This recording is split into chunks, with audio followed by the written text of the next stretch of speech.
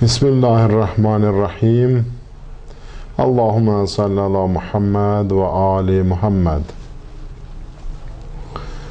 Söhbətimə Peyğəmbər və onun ailəsinə salavatla başlayıram.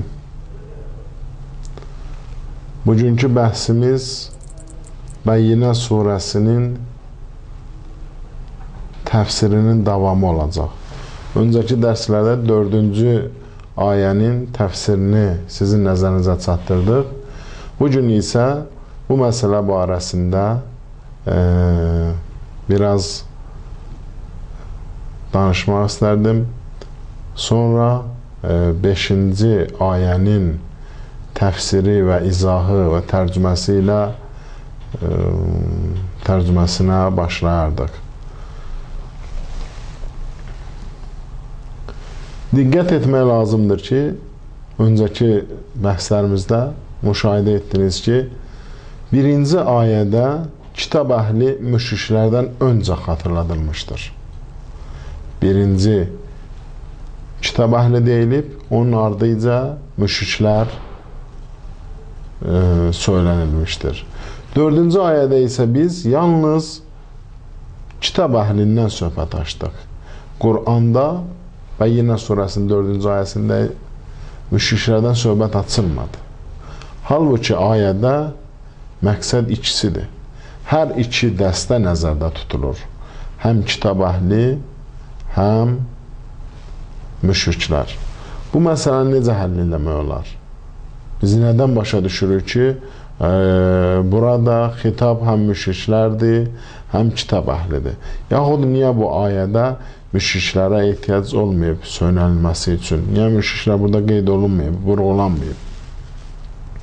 Məsələni belə dəyərləndirmək olar ki, bu ifadələr kitab əhlinin uyğun mövzuda əsas rola malik olması və müşriklərin də onlara tabiçiliyinə görədir. Bu məsələlərdə öndə müşriklər yox, kitab əhli gedirdi. Müşriklər də bunlara tabi idi. Onların dediklərinə itaat edirdilər. Bu məxımdan kitab əhli söylənilib, eyni zamanda da və onların tabiisində olanlar və onların ardıcılları da bu hökmə daxil edilir. Yaxud kitab əhlindən alim çox olduğu üçün, bildiyiniz kimi müşriklərdə, Məkkəlilərdə və mədənilərdə o vaxtı oxuyan, bilən, savadlı çox az idi. Lakin Yahudilər və Məsihilər, kitab əhli sayılanlar çox sayda alimlərə malik idilər, alimləri var idi. Buna görə də bunların alimləri çox olduğuna görə, yəni kitabdan, sonradan gələn Peyğəmbərdən, Allahın hökmlərindən, Həzrəti İsa və Musanın şəriətindən agah olduqlarına görə və o kitablarda da sonra gələn Peyğəmbərə işarə olduğuna görə burada kitab əhli məzəmmət olunur. Onlar məzəmmətə daha layiq görünürlər müşriklərdən əlavə olaraq. Nəticədə onların düşmənçiliyi daha pis və özləri də daha çox qınanmağa layiq oldular. Sonra kitab əhli və onlara tabi olan müşriklər bu şəkildə müzəmmət olunur. Nə üçün bu yeni dində ixtilafa düşüb, bəziləri mömin, bəziləri isə kafir oldu? Halbuki bu dində onlara Allaha pərəstiş etmək, Allaha xalis ibadət etmək, hər növ şirkdən əl çəkmək və tək Allahlılığa üz tutmaq, həmçinin namaz qılmaq, zəkat vermək və belə mənəvi pak hökmlər, göstərişlər verilmişdi. Bunlar niyə görə bu əmirlərdən, bu göstərişlərdən boyun qaçırdılar? Və bu məsələlərdən boyun qaçırdıqlarına görə, itaət etmədiklərinə görə onlar məzəmmətə layiq görüldülər. Ayədə də buna işarə olunur. Müşriklərin və kitab əhlinin bu halətinə ayə işarə edir. Halbuki onlara bu səmavi kitabda əmr edilmişdi ki, öz dillərində ixlasla və tövhidə dönərək Allaha ibadət etsinlər, namaz qılsınlar və zəkat versinlər. Sabit və möhkəm din budur. Allah yanında ən gözəl, ən sabit, ən möhkəm din də elə budur. Nəticə etibarilə, yəni Allaha ibadət etmək, itaat etmək. Onlardan nə istənilmişdi ki, bunlar inkara qalxdılar, Peyğəmbərlə düşmənçiliyə qalxdılar. Onlardan yalnız belə saf əməllər, saf və möhkəm hökmlər, Allaha ibadət, itaət, zəkat vermək, namaz qılmaq, belə hökmlər istənmişdi. Və bu məsələləri biz başa düşdükdə bilirik ki, kitab əhli daha çox məzəmmətə layiqdir. Allah Teala sonra belə buyurur: Və zəlikə dinul qəyyimə. Bu möhkəm dindir. Söhbətimizdə açıqlamalar verəcəyik ki, dindən məqsəd nədir və möhkəm din nədir? Dinul qəyyimə sözün öncəki söhbətimizdə bəhs etdik. Qəyyimə sözündən məqsəd nə olduğun Quranda bu hökmlərin, bu bəyyinənin olması nə deməkdir açıqlandı. Söhbətimizin davamında isə dindən məqsəd nədir? Allah Teala burada din deyəndə nəyi nəzərdə tutur? Onu sizin nəzərinizə çatdıracaq. 5-ci ayədə və ma umiru, siz əmr olunmusunuz. Və oxuduq ki, yəni siz bu məsələlərə əmr olunmusunuz. İtaətə, ibadətə, namaza, zəkata, tövhidə, tək Allahlığa. Bu və ma umiru cümləsində məqsəd nədir? Allah Teala burada bizə nəyi çatdırmaq istəyir? Bu barədə də təfsirçilər müxtəlif nəzərlər vermişlər. Onların ikisini biz burada açıqlayacağıq və ən düzgünü və bizim nəzərimizə, alimlərimizin nəzərinə yaxın olan ən düzgün fikri sizin üçün söyləyəcəyim. Təfsirçilərin bir qrupunun nəzərincə bu ifadədəki məqsəd kitab əhlinin öz dinində tövhid, namaz, zəkat kimi sabit məsələlərin olmasıdır. Yəni Allah Teala burada əmr edib tövhidə, namaza, zəkata, hansı məsələyə, hansı namaza, hansı zəkata? Bəzi təfsirçilər söyləyirlər ki, öz dinlərində olan tövhid məsələsinə, İslam dinində olana yox, öz dinlərindəki namaza, öz dinlərindəki zəkat məsələlərinə. Bununla belə kitab əhli yenə də bu göstərişlərə sadiq qalmadılar. Peyğəmbər gəldikdən sonra öz tövhidlərinə, öz zəkat və namazlarına və öz bəzi əqidələrinə sadiq qalmadılar. İkinci nəzər, bir çox alimlərin, təfsirçilərin qəbul etdiyi nəzərdə budur. Həmin ifadəni və ma umiru, siz əmr olunmusunuz tövhidə, namaza, tək Allahlılığa, zəkata, İslam dinində olan xalis ibadətə, xalis tövhidə, namaza və zəkata təfsir etmişlər. Yəni Allah Teala kitab əhlini İslam dinindəki tövhidə dəvət edir. Öz dinlərindəki yox. İslam dinindəki namaza dəvət edir. Öz dinlərinin namazı fərqli idi. İslam dinindəki zəkata, İslam dinindəki ixlasa dəvət edir. Bildiyimiz kimi bu əmrlər İslam dinində mövcuddur və ona görə də bəzi təfsirçilərimiz belə təfsir etmişlər ki, Allah Teala kitab əhlini İslam dinindəki vacib göstərişlərə, əqidə əsaslarına dəvət etmişdir. Bunlar onu qəbul eləmədi. Görəsən bu gözəl dini, bu gözəl göstərişləri niyə qəbul etmədilər? Niyə ixtilafa düşdülər? Öncəki söhbətlərimizdə də buna cavab olaraq dedik ki, öz mənafeləri təhlükə ilə qarşılaşdı. Özlərinin gəlir mənbələri cəmaatı alladıb, istədikləri yönə yönəltmələri, onların əlindəki mal dövləti almaları təhlükə ilə qarşılaşdı. Xalqları cəmiyyət arasında tutduğu vəzifələr, özləri üçün yaratdığı şəraitlər təhlükə ilə qarşılaşdı. Və Peyğəmbər də Yahudi millətindən olmadığı üçün bu kitab əhli Peyğəmbəri açıq-aşkar dəlili, surəmizlə uyğun olaraq bəyyinəni, Qur'anı və Peyğəmbəri qəbul etmədilər. İkinci mənamız məqsədə daha uyğundur. Çünki əvvəlki ayələrin ardınca onların yeni dini qəbul etməkdə ixtilafa düşməsindən söhbət gedirdi. Münasib təfsir umri sözünün yeni dinə işarə olmasıdır.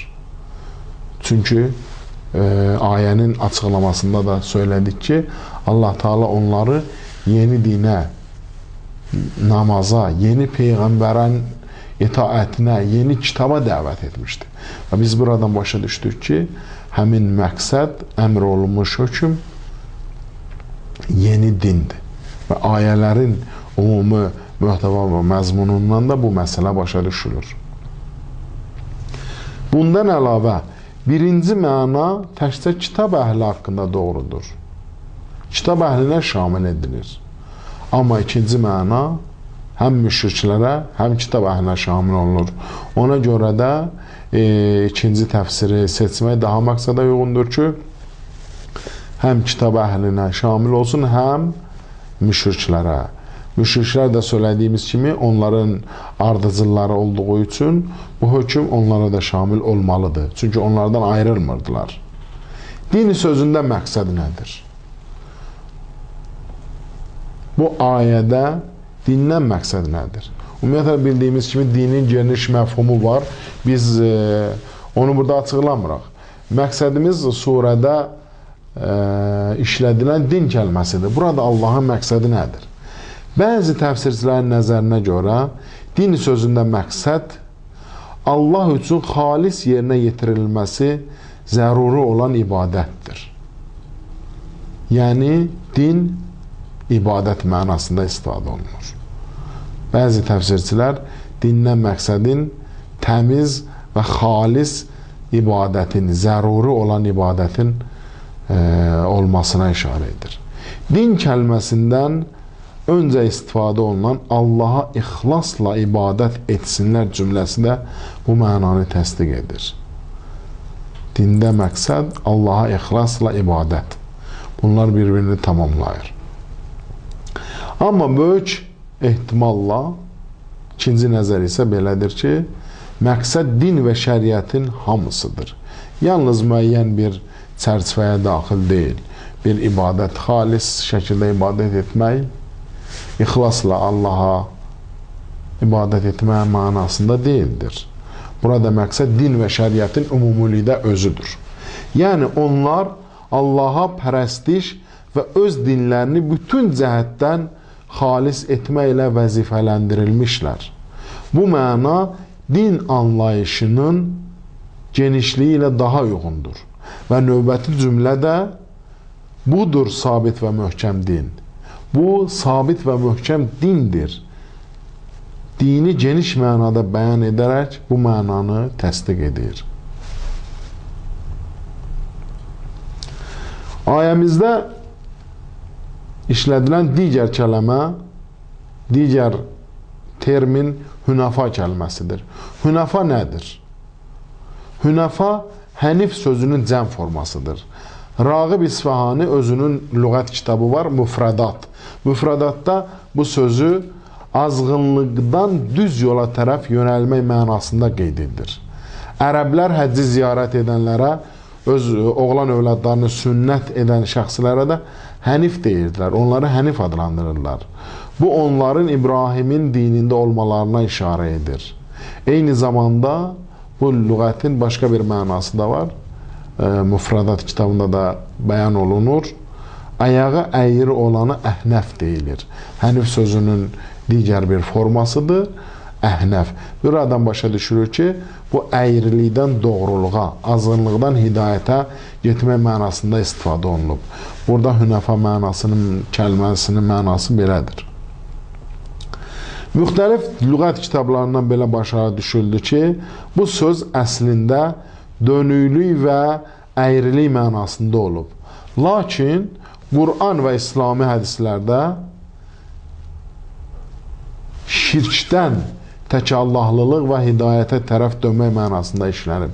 Bildiyiniz kimi bir lüğətin əsl mənası var, bir də ki, müəyyən elmdə o elmə uyğun işlədilən mənası vardır. Və burada da ilk öncə əyrilik, dönüklük mənasında olsa da, İslami termində Qur'an və hədis dili ilə desək, bu şirkdən, müşriklikdən təkallahlığa, təvhidə dönməyə işarə olunur. Bu ibarənin seçilməsi bütpərəst cəmiyyətində onların dinini tərk edib təkallahlığa tərəf yönələn kəslərin hənif sayılması ilə də bağlı ola bilər. Bəziləri deyə bilər ki, bunlara niyə hünəfa deyildi? Çünki müşriklərin cəmiyyətin həmin şirk aləmin tərk edib təkallahlıq və tövhid aləminə qədəm qoydu. Tövhid dünyasına qədəm bastı. Yəni, tövhidə və təkarlığa tərəf döndü, yönəldi. Ona görə də bu mənanı istifadə eləmək olar. İbarə tədricən təkallahlıq yolunu tapanlar üçün məşhur bir ifadə kimi tanındı. Ondan sonra bütün təkallahlılara hənif deyildi. İbrahim Peyğəmbər də özünü hənifən müslim adlandırır. Yəni, təkallahlı. Ondan sonra əsl mənasından dönüb və bizim İslam termində istifadə etdiyimiz təkallahlı mənasında istifadə olunmağa başladı. Həqiqətdə bu kəlmənin anlayışı zəlalətdən hidayətə dönmək oldu. Bu məsələ isə xalis tövhid, kamil insaf və hər cür ifrat və təfriddən çəkinməyi tələb edir. Lakin xatırlatmaq lazımdır ki, belə məfhumlar bu kəlmanın ikinci mənasındadır. Əsl mənası söylədiyimiz kimi dönmək, dönüklük və yaxud şirkdən təkallahlığa üst çevirmək mənasıdır. Bəzi mənalarda söylənilə bilər. Bildiyimiz kimi, bəzi lüğətlər üçün hətta 70-ə qədər məna söylənilmişdir. Burada isə məqsəd bu ayədə, bu kəlmədə məqsədimiz şirkdən Allaha doğru dönmək. Budur sabit və möhkəm din və ya bu sabit və möhkəm dindir. Bu cümlə xalis tövhidi, namaz, yəni xaliqə diqqət və zəkat, məxluqa diqqət, sabit və möhkəm prinsiplərdən olmasına işarə edir. Bu göstərişlərimiz, bu hökmlərimiz bizə çatdırır ki, bu hökmlər bizim sabit və möhkəm prinsiplərimizdəndir. Üstəlik bunların İslam fitrətində, insan fitrətində yer tutmasını da vurğulamaq olar. Hər bir insanın, hər bir bəşərin fitrətində Allaha, ona nemət verənə şükr etmək, ona diqqət etmək hissi var. Özündən aşağı vətəndaşlara, özü kimi məxluqlara, digər canlılara diqqət yetirmək hər bir insanın fitrətindədir. Çünki bir tərəfdən insanın taleyi tövhid məsələsi üzərindədir. Digər tərəfdən insanın fitrəti onu neməti verəni tanımağa və şükr etməyə dəvət edir. Eyni zamanda insanın ictimai yönü də var.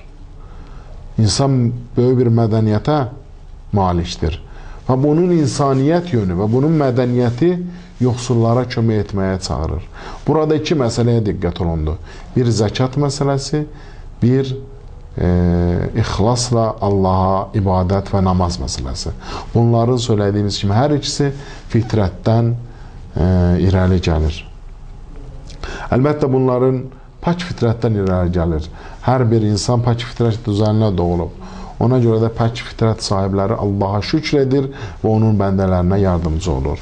Beləliklə, bu göstərişlərin kökü ümumi şəkildə bütün fitrətlərin dərinliyində yerləşir və əvvəlki peyğəmbərlərin hamısı və İslam peyğəmbərinin təlim proqramlarında özünə məxsus yer tutub.